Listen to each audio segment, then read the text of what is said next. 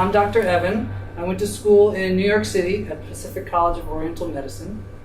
It was a 7-year program, and I graduated with a doctorate in Chinese medicine and acupuncture. It's an integrated school, meaning I studied Western medicine and Chinese medicine. So I do both.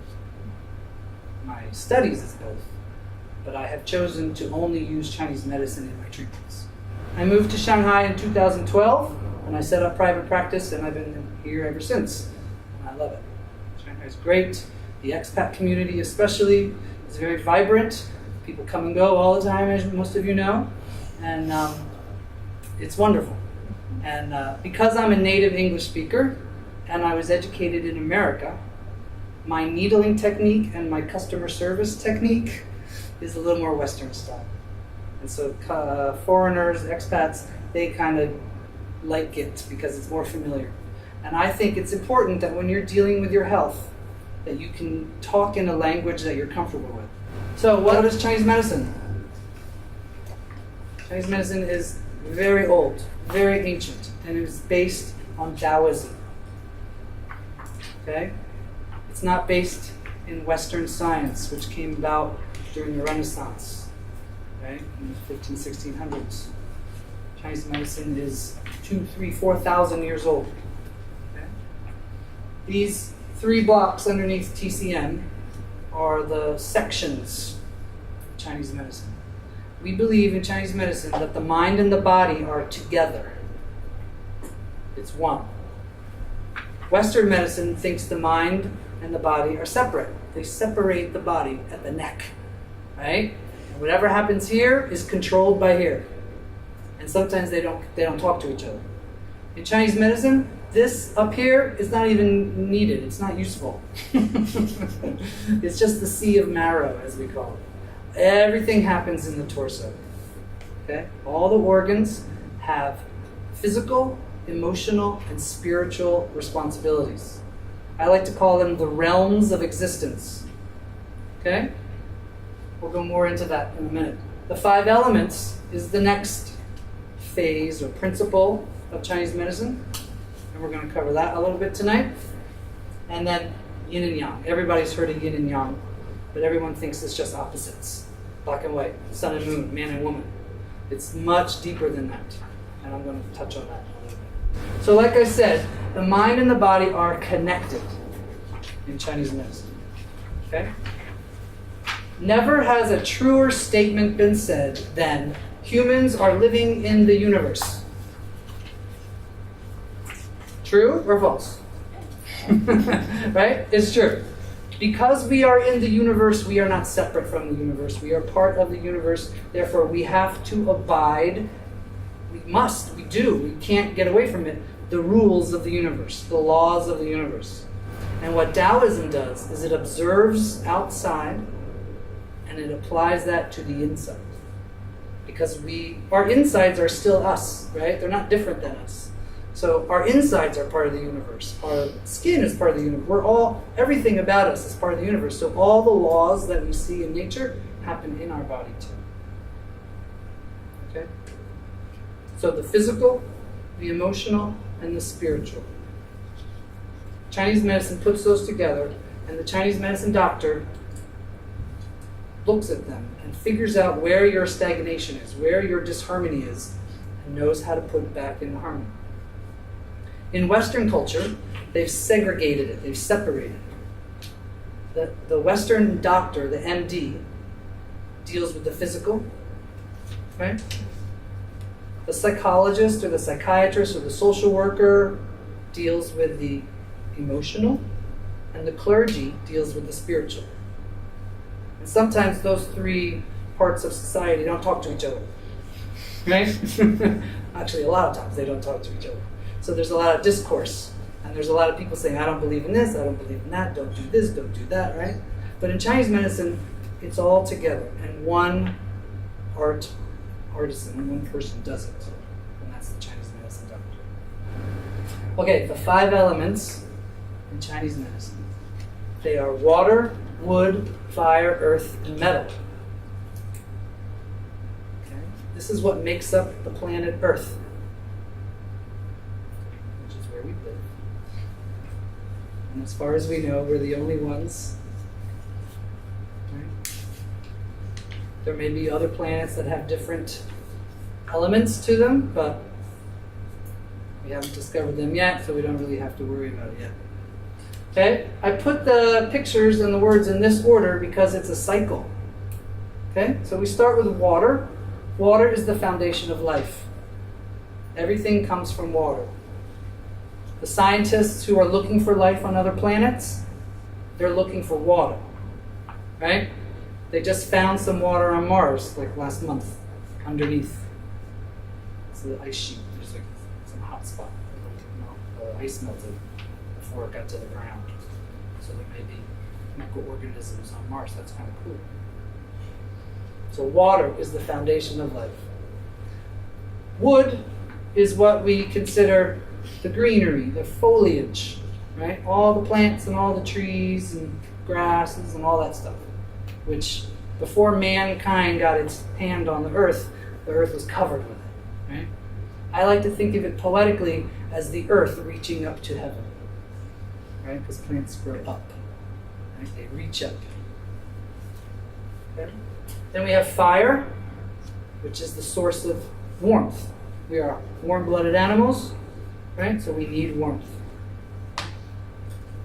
The earth itself is the dirt that we live on, that we harvest with, that we plant our food in, right? And then metal is the mountains, and it's the inanimate objects, the non-sentient entities, those kind of things, right? Like my shirt, it's cotton, yeah, but it's dead now, so it's kind of what we consider this metal. Right? My watch is metal. The floor you're sitting on, the building we're in is metal. Okay? So they make each other. If you go in a clockwise circle, water makes wood, wood makes fire, fire makes earth, earth makes metal, metal makes water. They make each other. It's called the generating cycle. They generate the next one. Okay? So, what do you do if you want a plant to grow? You add water. What do you do if you want a fire to get bigger? You add wood. What's at the center of the earth? Molten lava. Right? What are mountains made of? Earth that's pushed up. Right? And then where do rivers come from? The river that's just out there. Where does it come from? Tibet. And how high is Tibet? Tibet's super high, right? The mountains. Rivers come from the mountains. Okay? We also have, if you do a star point, this is the controlling cycle. Okay? So water controls fire. Right? What do you do if the fire's too big and you don't want it anymore? You throw water on it. Right? Fire also controls water. What do you do if you want to boil water? You put fire in it. Right? So this is stuff that we all know from everyday life. And this is what Taoists did 2,000-3,000 years ago. They observed how things work and then they applied it to theory, wrote books about it, and then put it into their bodies. Okay? So that's a sense of the 5 elements. It's a little different than Greek philosophy, which is what Western culture is based on. So just want to go over that. Now we have the yin and the yang. Everybody knows about the yin and the yang, right? But we're going to talk about it as Chinese medicine looks at it.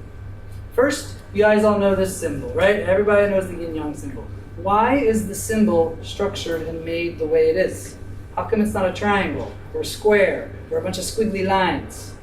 Why is it a circle with an S curve and 2 dots? This is the original meme, right? It's the original pictograph. It has a bunch of meanings underneath it, okay? It's a circle because the circumference of the circle represents infinity. Foreverness. It goes on and on and on and on and on and on. All right? And that's what the Tao and the Yin and Yang is. On and on and on and on and on and on.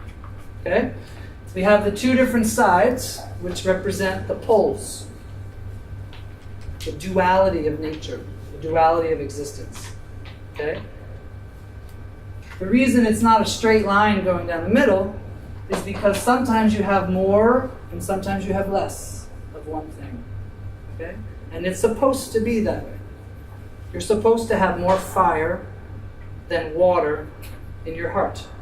And you're supposed to have more water than fire in your kidney. Okay? It's not always 50-50. Sometimes it's 80-20. And that's health. Right? And then why do we have the two dots? Because in yin, which is the dark, there is always, always, always, always a little yang. Always. You cannot separate the yin from the yang. No matter how many times you cut it in half, there will always be a little bit of the other in it.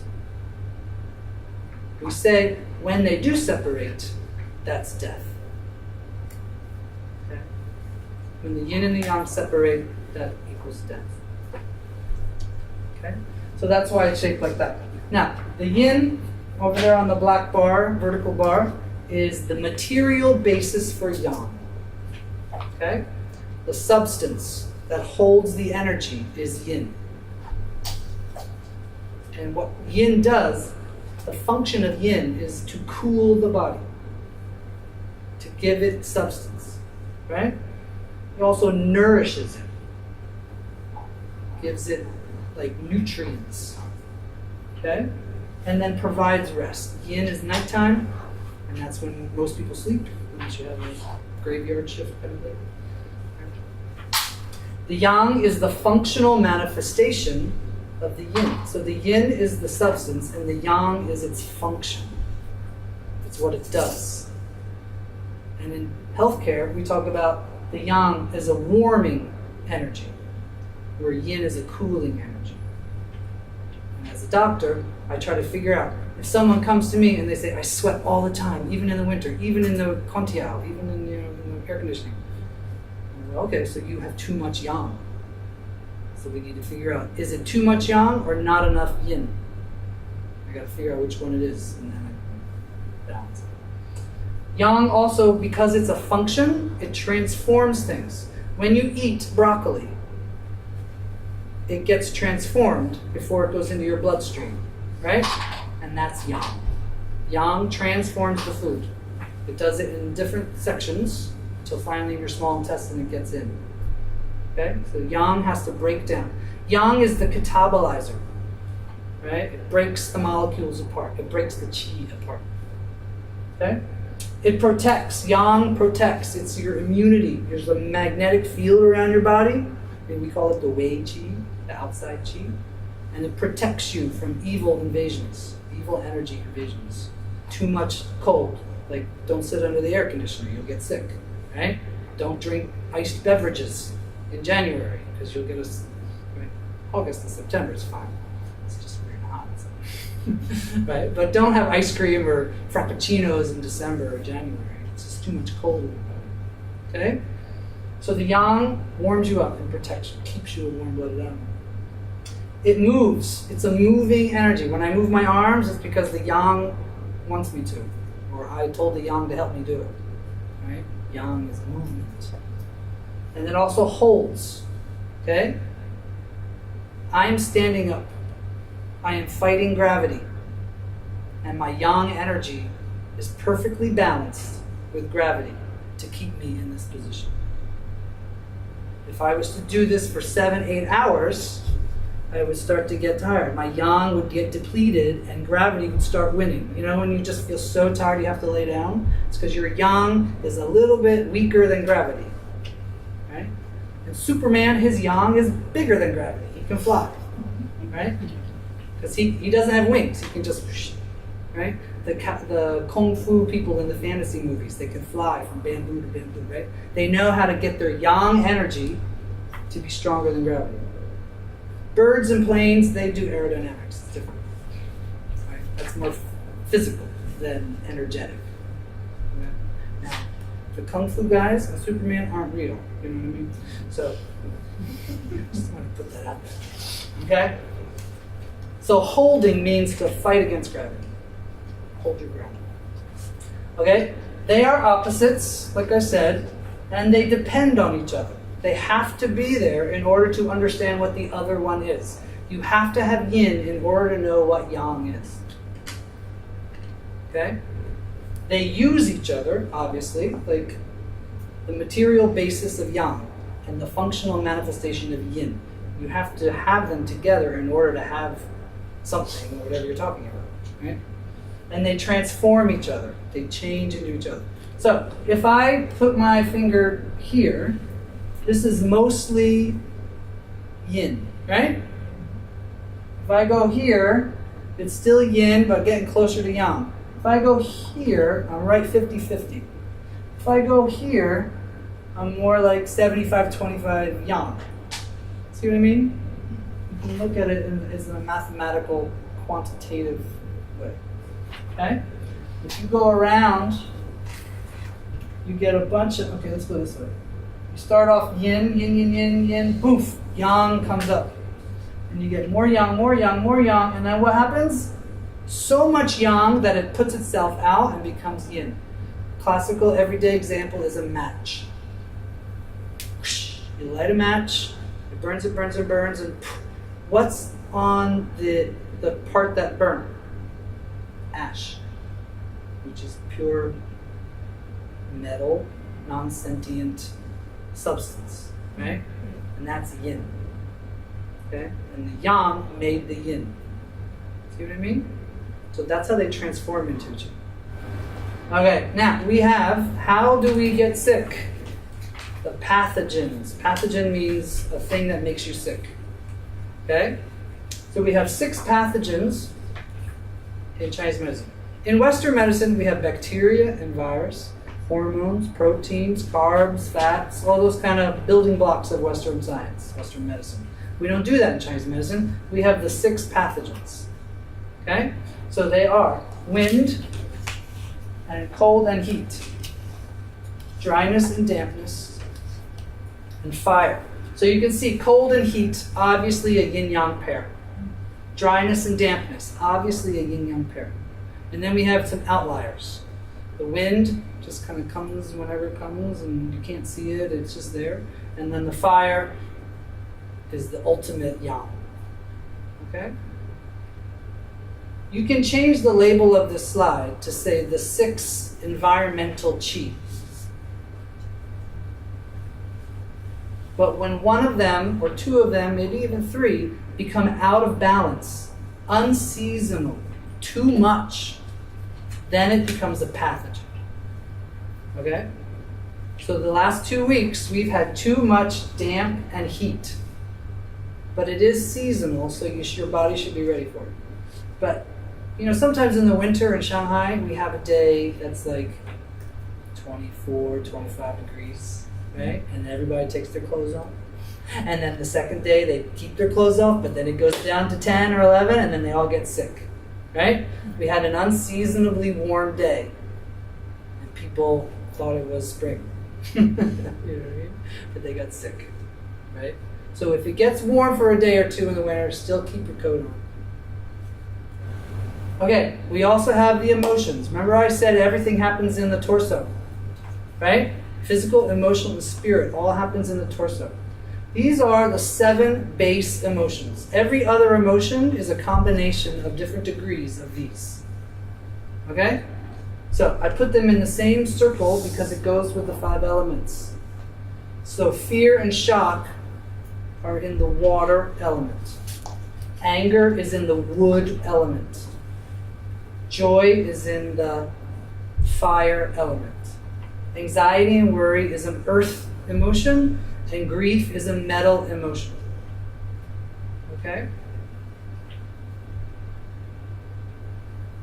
So fear can make anger. Okay? What do? Have you ever seen like the videos where the boyfriend scares the girlfriend on Facebook? It's very funny for us, but it's not so funny for her. Right? What's the first thing that she does? She screams, and then what does she do? She gets mad at him. Right? She yells at him, "Don't do that, you jerk." Right? So she gets fear, she's shocked, and then she gets mad. Because fear makes anger. Right? And then after the anger, she realizes what's going on and she laughs about it, which is joy. But then she has a little PTSD, and she's a little worried that it's going to happen again. She never knows, because her boyfriend's such a practical joker, right? But then he observes the fact that she doesn't like it, and he never does it again, and she gets sad that their fun little game is over. See what I mean? It's a whole cycle. Things make the thing. And then you can also control, like I said, fear and joy control each other. So all of that put together comes to this correspondence table. On the left-hand side, you see yin organ, yang organ, your sense organ, your 5 senses, your emotions, flavor for food, and the tissue, what part of your body it goes to. Okay? And then across the top, you have the 5 elements. And then in the chart, you have what those assignments are. So your wood organs are the liver and the gallbladder. The fire organs are the heart and the small intestine. And then the other pair, which is kind of a secondary, is the pericardium and the sanjiao, or the triple energizer, or the triple burner. It's an organ that we have in Chinese medicine that they don't have in Western medicine. Actually, they do have it now, because last year someone discovered it, and they call it the interstitium, which is all the fascia in all the muscles and everything. But we knew this in Chinese medicine for 2,000 years. Western medicine finally labeled it. Okay. The earth organs are the spleen and the stomach. The spleen is a little different in Chinese medicine than it is in Western medicine. The spleen in Western medicine is this little, like double golf ball sized ball organ that recycles your red blood cells. But in Chinese medicine, it's your pancreas, it's the bottom of your stomach, it's the beginning of your small intestine, where the enzymes actually get released into the duodenum, and that's where the food and the chemical processes take place and break down into molecule size, so that your intestines can absorb it. That's the spleen, the pancreas. Okay? The metal organs are the lung and the large intestine, and the water organs are the kidney and the urinary bladder. That kind of makes sense, right? Kidneys filter the water, and your urinary bladder holds the water until you can find a toilet. Right? Could you imagine if we didn't have a urinary bladder? Civilization would not exist. Right? If we just leaked everywhere all the time, if we were all like 7-month-old kids, right? We wouldn't be able to have classes, we wouldn't be able to have taxis, we wouldn't be able to have tall buildings or movies or anything, right? The urinary bladder is very important. So now we're going to talk about points. There's over 600 points on the body, and they're all along the meridians. But what is an acupuncture point? An acupuncture point is where the qi of the body collects. The qi of the channels and the organs is transported. It collects at this spot, and it's transported to the body's surface at the acupuncture point. Okay? We use it for diagnosis and for treatment. I treat you by putting a needle in that point, but I can also look at the point before I put a needle in it, touch it, feel it, and see if it's sore or not sore. Maybe it should be sore, but it's not. You know, like if you go kong, kong, kong, and it doesn't hurt at all, then there's a problem. You know what I mean? You should have sensation in some areas. Okay? So, this picture is one of my favorite. This is how I see people after studying Chinese medicine for so long. I see their energies. Okay? I don't see auras, I'm not like that. I just see energies. Right? So this is the physical, emotional, and spiritual layers that you can see. Then we take the physical away, and we have the emotional and the spirit. And then we just have the spirit layers. Okay? As you can see, we have a magnetic field around our body. Right? And when you take it away, you also have more energies. You have very faint energies kind of out far away from your body, but they're yours. Do you ever walk down the street by yourself and you just sense something behind you? Right? You don't hear it. You don't hear the plop of a dog or a person or anything. You just, right? or deja vu. Those kind of like, I don't know why I feel this, but I feel it, right? That's because your energies reach out. Okay? Now, the reason we use certain points is because of the local, adjacent, and distal energy theory. Okay? Local means where the problem is. Adjacent means near, next to the problem. And distal means far away. Okay? Distal is medical terms. Distance, distal. So, because your energy flows in all these directions, we can use points far away from the problem. Okay? So if I have a headache, I can put a needle right where the headache is, or this famous headache point, everybody knows this. Why is this point a headache point? A couple reasons. One, the channel, which is the large intestine channel, goes up like this and helps. It's also a Yang Ming channel, which is paired with the stomach, and this is a stomach point. That's too deep for you guys, but I just want to let you know that it's explained in Chinese. Okay? I can also put a point here. The headache's here, but I can put a needle here. That's adjacent, because the energy of the needle goes to the area that's in pain and moves it out. Okay? So you have local, adjacent, or distal. Because energy flows outside your body. Energy flows outside your body faster than it flows inside your body, because there's nothing in the way. Okay? So the qi in my large intestine channel, it takes probably 5 minutes, maybe 10 minutes to go from here to here. But it takes like lightning to go from here to here on the outside of my body. The distal needling is more powerful than local needling because of your magnetic field, which is this. Okay? So energy comes out your fingertips and goes in your other fingertip. Comes out your elbow and goes in your knee. Comes out your foot, goes in your head. Comes out one ear, goes in the other ear. We have all these, like this. Do you see all the lines? It's like Chinese Eastern map. Where do they fly? You know what I mean? All the energy just flowing everywhere. And if you do distal needling, it's more powerful. Okay? So an acupuncture point is a collection of qi on a meridian that is associated with a 5 element that has a yin-yang balance that's in disharmony. Put all that together. Right? And what I know is I know how to put you back into balance. And that's what we're going to cover.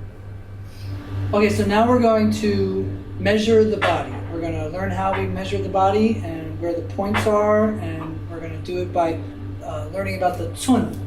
1 cun is the width of your thumb. This is 1 cun.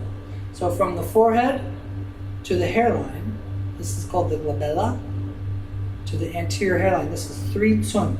So we have 3 cun. And from the anterior hairline to the posterior hairline, that's 12 cun. Okay? So we have 3 and 12. 3 and 12. Like that. And then from the posterior hairline to the nape of the neck, that's another 3 cun. So we have 3, 12, and 3. Okay? So we do that every time. 3, 12, 3. Very repetitive. 3, 12, 3. So that you can really not have to think about it. Okay? So then you want to draw a midline down the middle of your body. And from the center midline in your throat to your shoulder is 8 cun. So this is 8 cun. 8 cun this side, 8 cun this side. So we have 3, 12, 3, 8. Okay? And then from the nipple to the nipple is also 8 cun. So we have 8 and 8. So 3, 12, 3, 8, 8. And then from the sternum to the belly button is 8 cun. So to find the sternum, you can find your ribs.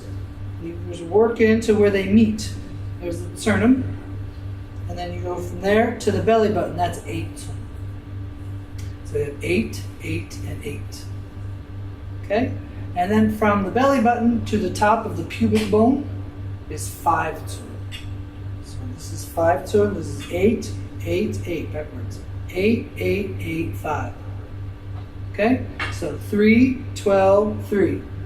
8, 8, 8, 5. Okay, good. Alright, so then we do the upper arm and the forearm. From the axillar fold, which is your underarm, to the crease of the elbow. From here to here, that's 9 tun. Okay? And then from the crease of the elbow to the crease of the wrist, that's 12 tun. So the upper arms are 9 and the forearms are 12. 9 and 12. Okay? So we have 3, 12, 3, 8, 8, 8, 8. 5, sorry.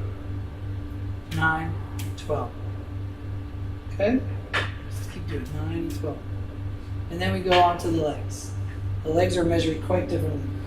So we have from the greater trochanter, so your femur bone is shaped like this, right? Your hip goes in, and then it bends and it goes down, right? So your hip goes out and then down. So on the outside of your hip, it's really bony. That's this part. Right? This is the part that breaks in old people. When you get a hip replacement, it's a 90 degree. Okay? So this is 19. So it goes from the greater trochanter, not the top of the bone, but where it's farthest out, to the center of the patella. Okay, so you have your femur and your tibia, and then your patella. Femur and tibia, and then your patella sits on top. And where those two come together, your kneecap sits on top. It's all very symmetrical and put together perfectly. And that's the outside.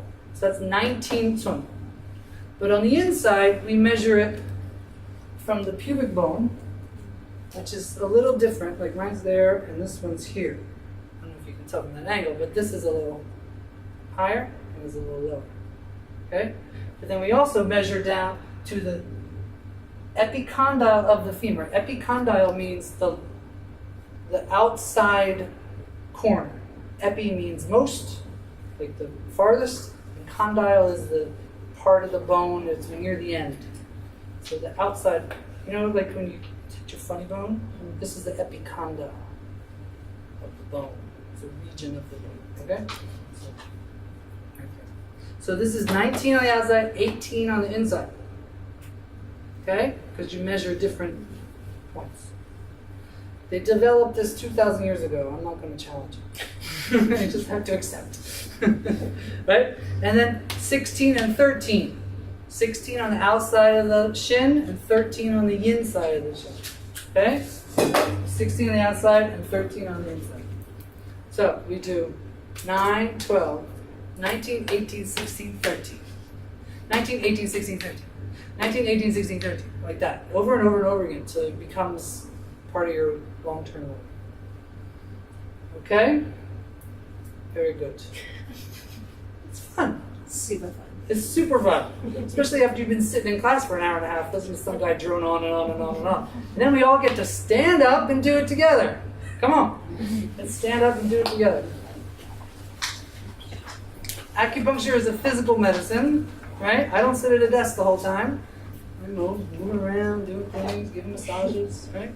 Okay, so 3, 12, 3, 8, 8, 8, 5, 9, 12, 19, 18, 16, 13. Okay, here again. 3, 12, 3, 8, 8, 8, 5, 9, 12, 19, 18, 16, 13. Good job. Okay, that's your homework. The first technique is pressing. It's super easy. It's exactly what it is. You just find the point and you press. That's it. You found it. Good. If you found the point, it should be a little sour. It should be a little bit swamp. Right? So you just press and hold. Okay? Then the next one is kneading. Then you just kind of go in a circle. clockwise, counterclockwise, kneading. Okay? So press and hold, or knead. And then pulsing is just up and down. Press, press, press, press, press. Pressing repeatedly. Is that a word? Repetitively? Repetitively. Repetitively.